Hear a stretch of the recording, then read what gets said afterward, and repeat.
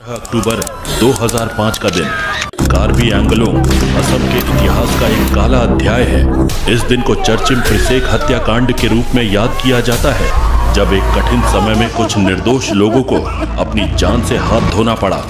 आज हम इस हादसे पर नजर डालते हैं, इसके प्रभावों पर बात करते हैं और देखते हैं कि किस तरह यह समाज हर साल इस दिन को एक शांति और एकता के संदेश के रूप में मनाता है।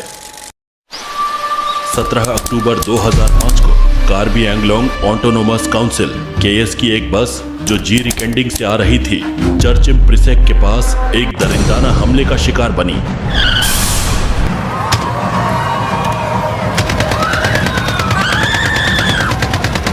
इस हमले को उग्रवादियों ने अंजाम दिया। 41 लोगों की हत्या कर दी गई, जिनमें बच्चे, महिलाएं और वृद्ध भी शामिल थे। हमलावरों ने केवल इतना ही नहीं किया, बल्कि चर्चिम गांव के घरों को भी आग लगा दी और वहां 15 और लोगों की हत्या कर दी। यह हत्याकांड लंबे समय से चल रहे जातीय तनाव का परिणाम था। प्रत्येक वर्ष 17 अक्टूबर को कार्बी एंगलोंग के लोग चर्चिम प्रिसेक स्मारक स्थल पर एकत्र होते हैं।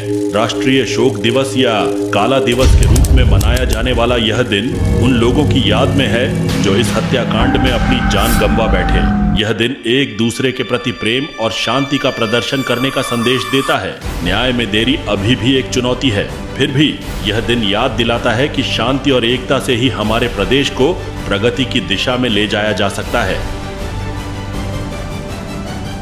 हत्याकांड के घाव गहरे हैं, पर कार्बी एंगलोंग के लोग मिलजुल कर इस दुख से आगे बढ़ने का संकल्प ले रहे हैं। इस राष्ट्रीय शोक दिवस के माध्यम से लोग यह संदेश देते हैं कि हिंसा से कुछ हासिल नहीं होता, केवल शांति ही हमें एक बेहतर भविष्य दे सकती है।